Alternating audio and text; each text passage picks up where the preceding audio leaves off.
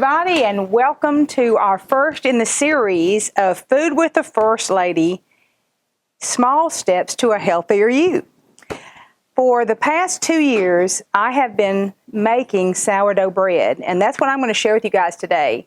I'm excited to do this, very, very excited, because I love making sourdough bread. Now, this is not the sweet sourdough bread that many have come to think of as sourdough bread. This is a fermented bread, much like what some people refer to as San Francisco sourdough bread or French bread or something like that. It's very healthy, and everything that we're using is organic, and this bread only consists of flour, water, and a little bit of salt, and that is it. So I'm going to take you through the steps. Now, there are 5 steps, so we'll do each one individually. And, of course, time elapses between each, but I'll try to explain how that works. It's really a 2-day process to make sourdough bread because it's fermented. Now, because it's fermented, it means it has probiotic properties, and it's great for your gut health. You can look up sourdough and see all the benefits of it, and that and other fermented foods are so great for you. But this is what we eat at our house now, and we love it, especially with toast. So anyway, here it is. The first thing we do is we will take our starter. Now let's talk about that a minute. I made this starter from scratch. I made it with flour, unbleached, organic, all-purpose flour, and water. So I did that. I put flour and water together. Then I discarded. I forgot to bring my discard. Then I discarded, fed it again. It took 3 weeks every day of feeding water and flour to this starter to make it mature enough where it would make bread. What happens is it brings in yeast from the air. Now, how that happens, I do not know. But this is just plain old starter, and it's not bubbly. It's just cold, but it has little bacteria in there that need to be fed. So we're going to feed our starter to make it mature so we can make bread. So let's imagine that I just took this starter, which like I said, I've had going for 2 years. I think about people in covered wagons. This is the way before yeast was even found in that you could dry and you can buy packets of it, they use this kind of a starter. So I pulled this out of the refrigerator, let's imagine. Now I have to feed it. I have to feed it at least as much flour and water as is in here so it can eat that and bubble up and be able to leaven my bread. So I'm going to feed it right now. So I see how much is in there. Now, there are lots of videos on social media or online telling you there's a 1-to-1 ratio. In other words, I could measure this and say, okay, that's 20 grams. So I'm going to add 20 grams of flour and 20 grams of water, so on and so forth. I don't do that. I just eyeball it. You can't put too much in there. You know, the Bible says a little leaven leavens the whole loaf. A little leaven, this is leaven, the starter's leaven, leavens a lot. You just have to let it rise longer. I use filtered water. They say that if you use tap water, it has chemicals in it that you don't want, and they may inhibit the growth of your starter, and I just don't want to do that. So everything we're doing in this, we're going to use everything organic, the best that we can find. So I've just got spring water here, not distilled, but spring. So I'm going to dump that in here. I don't know if you can see that. I'm taking a wooden spoon, and you'll notice this is in a glass container.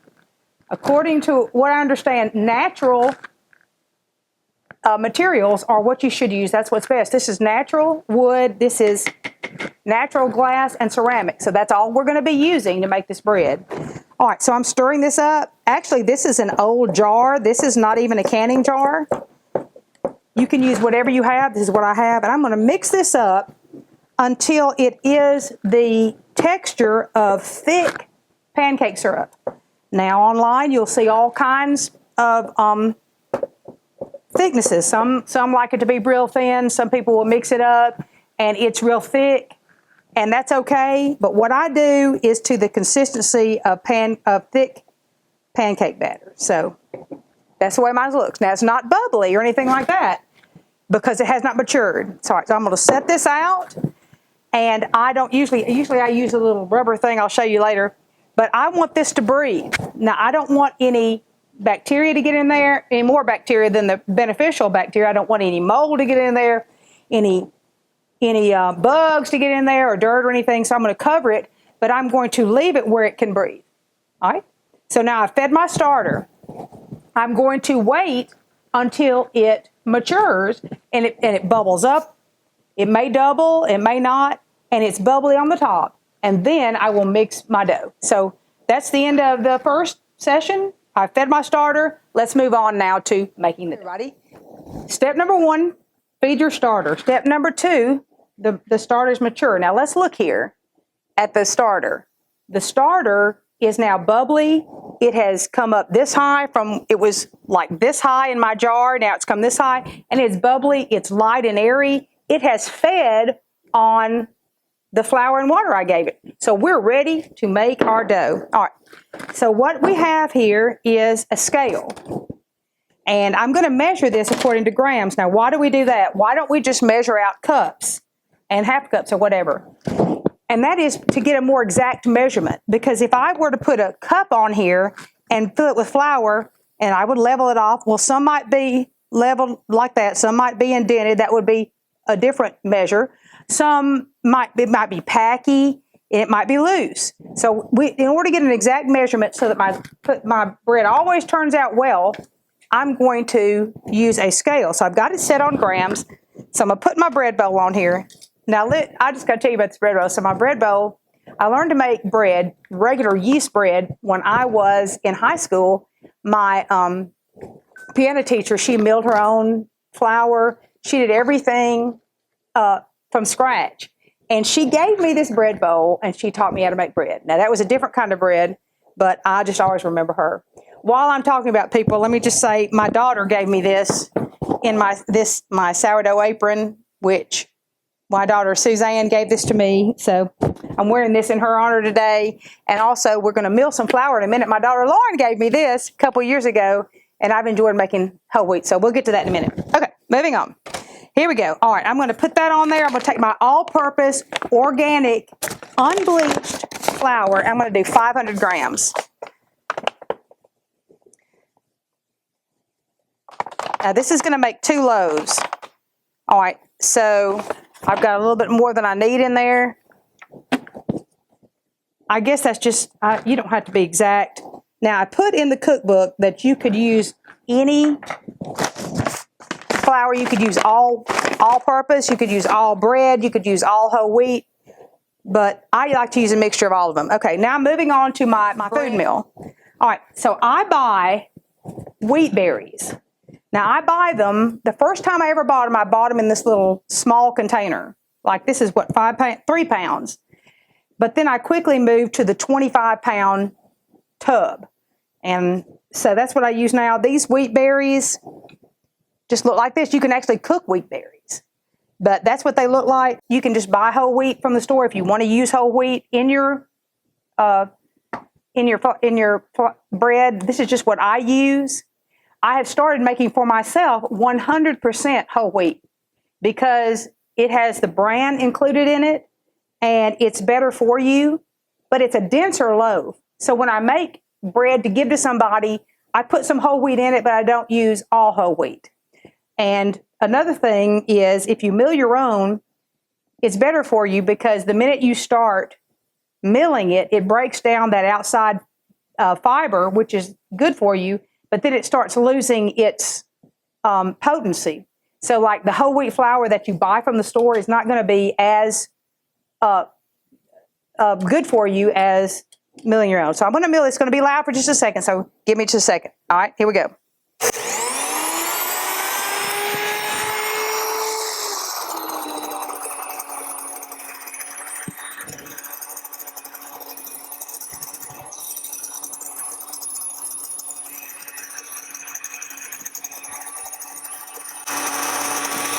While that's doing, I'm going to go ahead and put 250 grams of unbleached bread flour. Unbleached. So I'm going to put 250 grams of this.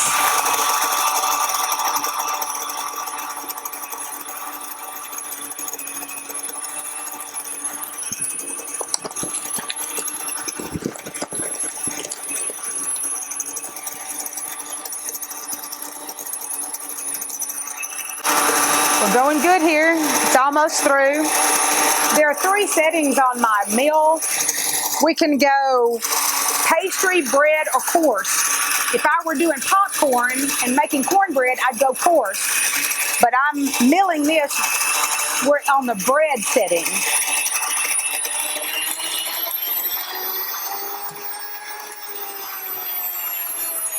There are all kinds of grain mills that you can buy. This one Lauren gave me I love because it fits in my cabinet.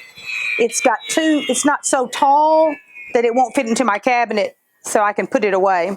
All right, so let's see what it looks like. There you go. That's amazing. So let's put some healthy grains in here. Let's go 200 grams now of the whole wheat.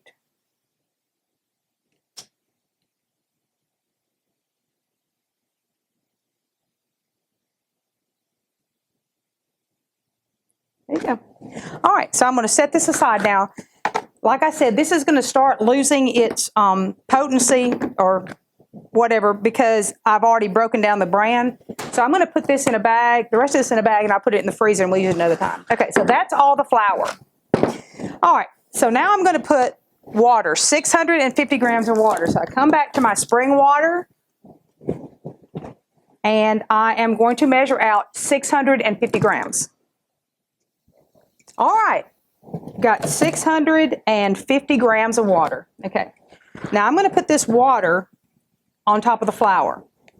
Now, some people do what they call an auto lease at this point. So now we're going to measure out, let me tear out my scale, and we're going to measure out 20 grams of flour, of salt.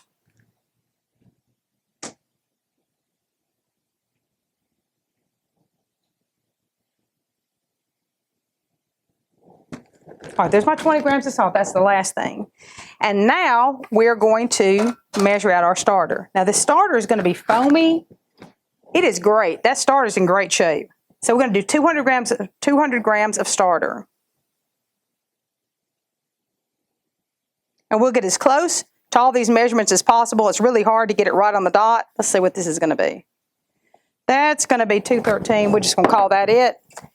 And dump the starter in. Now, some people, when they make sourdough, they mix up their water and their starter together first, and then they add it to their flour. That's not what I do, but you could do that. This is what I put, this is what I keep on my starter so that it's not completely covered. So it can, well, it's completely covered, but you can still get some from the air. Okay, and now my salt. Now this is, what is this? This is sea salt. At home, sometimes I use the sea salt, sometimes I use the Himalayan pink salt. You can use whichever, but something natural is best. All right, now I go in with my hands. I used to go in with a dough hook. I don't do that anymore because it would initially, you know, it would initially mix things up, but then when it got hard to stir, then it's not going to do anything. So I have to use my hands anyway, so I'm like, just going to go in from the beginning with my hands. I enjoy this because it feels like the dough's alive. So anyway, that's a lot of fun for me. So I'm going to go around and around and around till I clear, so I can clear the bowl. Now it says, the instructions to this say you should do this for 5 minutes, and I used to do that. I used to knead, well, I call this kneading it. I used to knead it for like 5 minutes. I don't do that anymore because I couldn't tell the difference between me doing this for 5 minutes and me not doing it for 5 minutes. And I'm just too impatient of a person. I'm like, I'm not standing for 5 minutes. So here I go. I'm just going to make sure that I feel like all the starter is incorporated into that dough. So that's what I'm going to do. So I think that's about ready. All right, now I'm going to get all that good stuff off of my hands as much as I can, because that's going to be another slice. If you look at it that way, everything is on my hands. All right, now you could cover it with various things. I have here, right behind me, well, I think I'll use this. All right, I have a towel. All right, I'm going to take my towel, I'm going to wet it.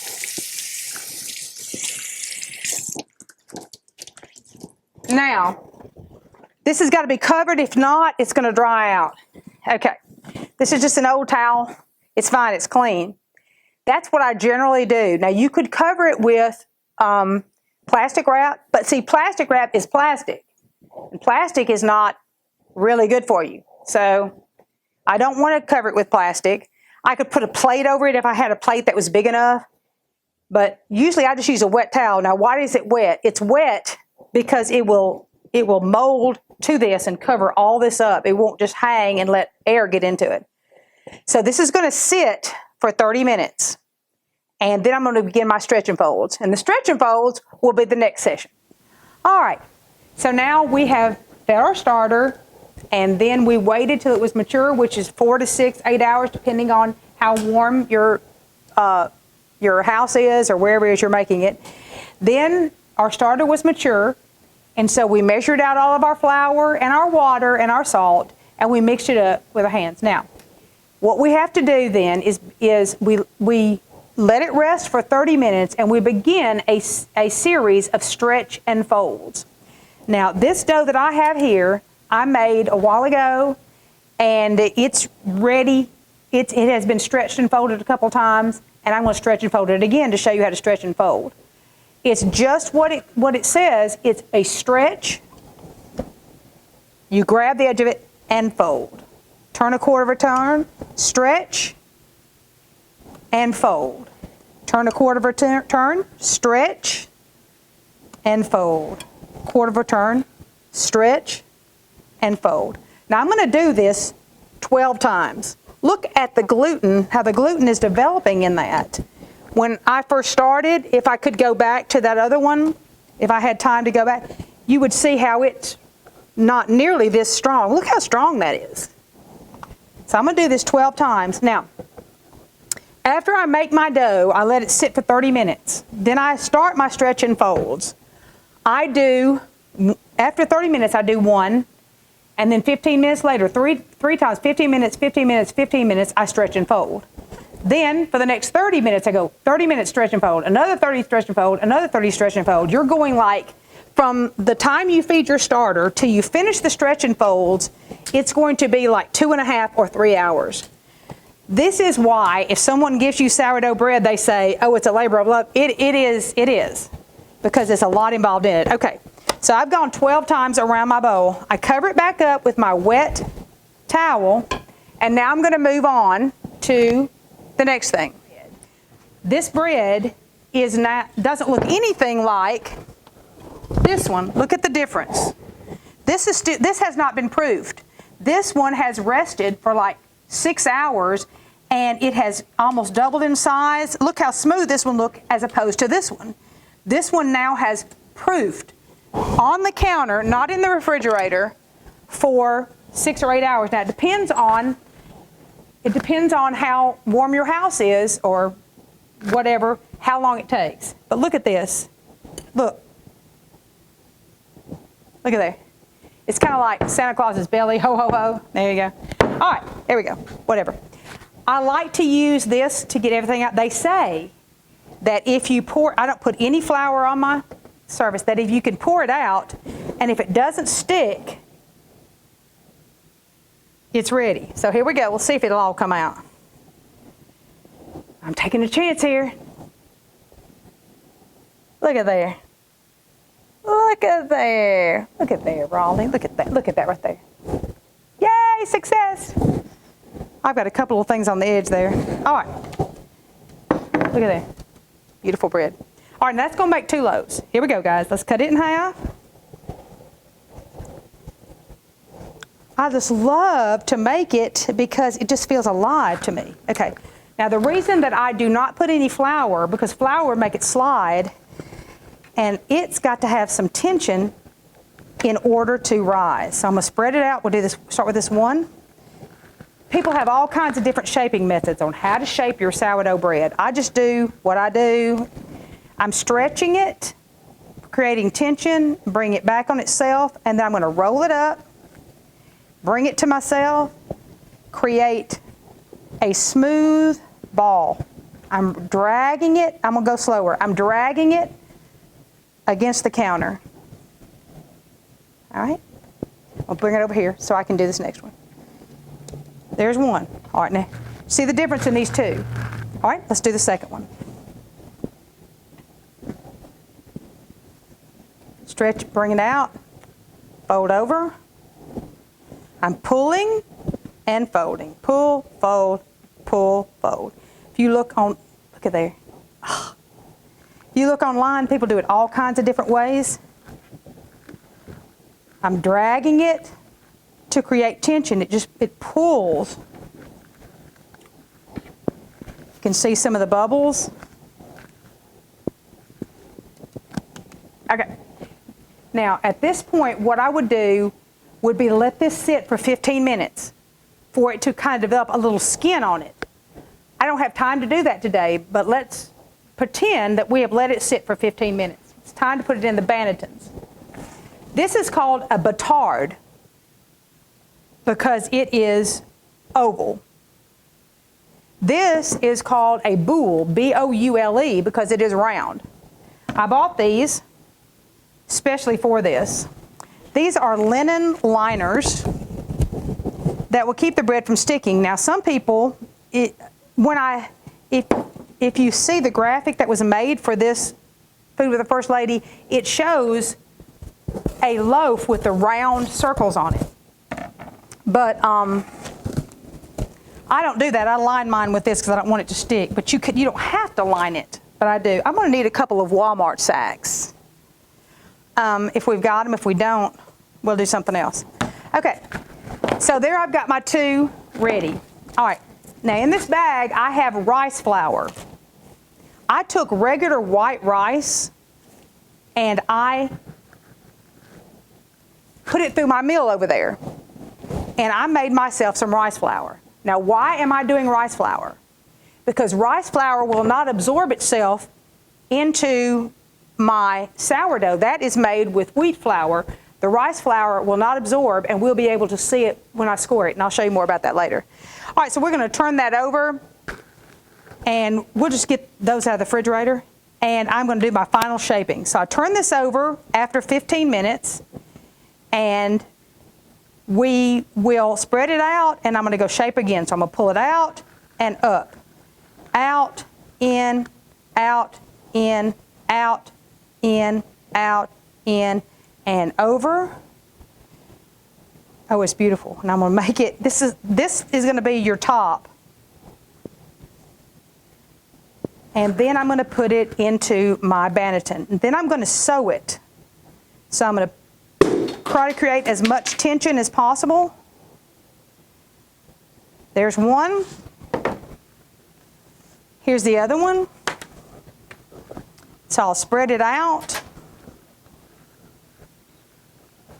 Pull this, and this, roll it up. Now this one's a different shape. This one's an oval. So I'm going to do this one like this into an oval. Turn it upside down, put it in there, sew it. And then I put it in the refrigerator for 12 to 14 hours. Now I'm going to the refrigerator. Y'all can look at the bread while I'm gone. And I'm going to get the ones that I previously made, and we'll go from there. So this is what I'm going to do. These that I just took out of the refrigerator used to be these. So let's replace that. Just came out of the refrigerator. This one's going into the refrigerator.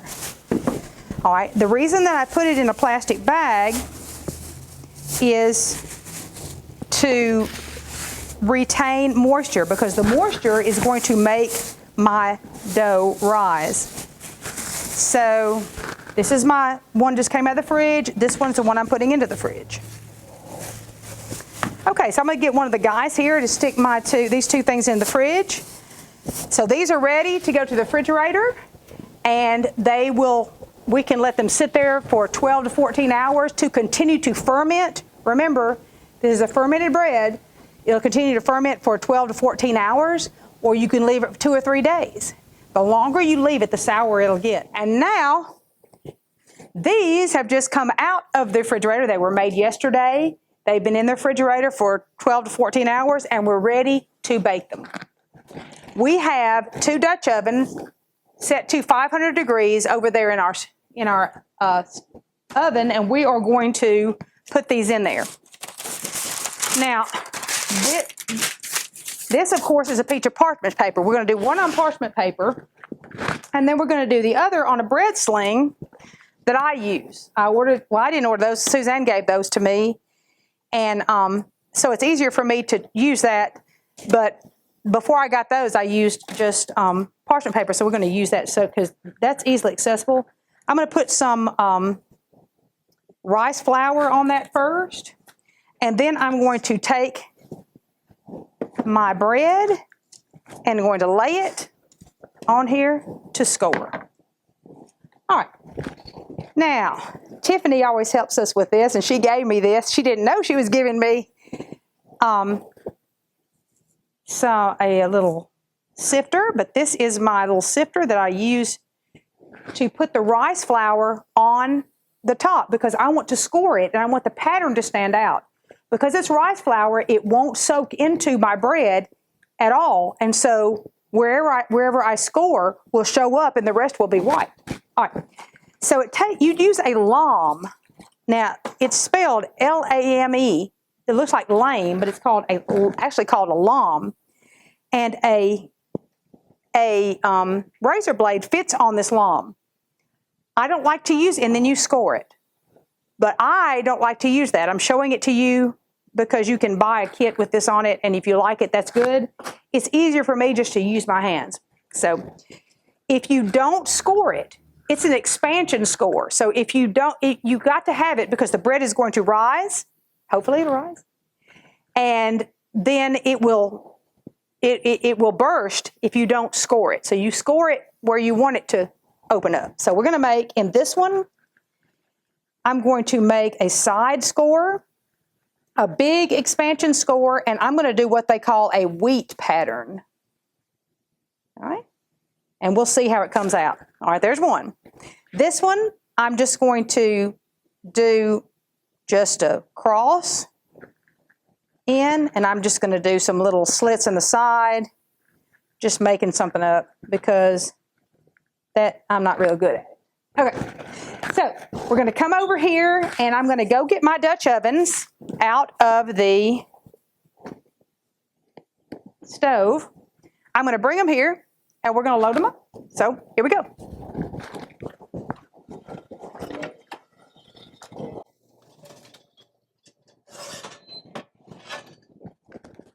I just better get them both. Have y'all got me off? All right. We got to do this quick because I don't want to lose any. Can I get somebody to come over here and open this when I come back to open that? All right, here we go. We do this as quickly as possible. We don't want to lose any heat. Here's one. There's the batard. Oh, by the way, so this is a Dutch oven that Aaron and Christy gave me. What would I be without my family?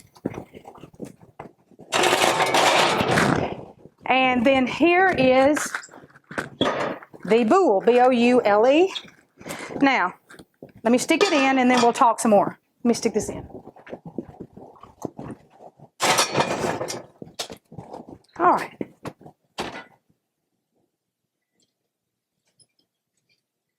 Okay, we're going to go 20 minutes with the lid on. Now, the reason we leave the lid on is so that the moisture that's in that bread will collect and come back into it, and it will have what they call an oven spring. Some people will throw in a couple ice cubes in there, or some people will spray it with water. But I don't do that. I just stick it in there just like that. So we'll go 20 minutes with the lid on. Then we'll open it up. We'll turn it down to 475, and we'll go 20 minutes with the lid on. And I'll meet you back then, and we'll see what it looks like coming out of the oven.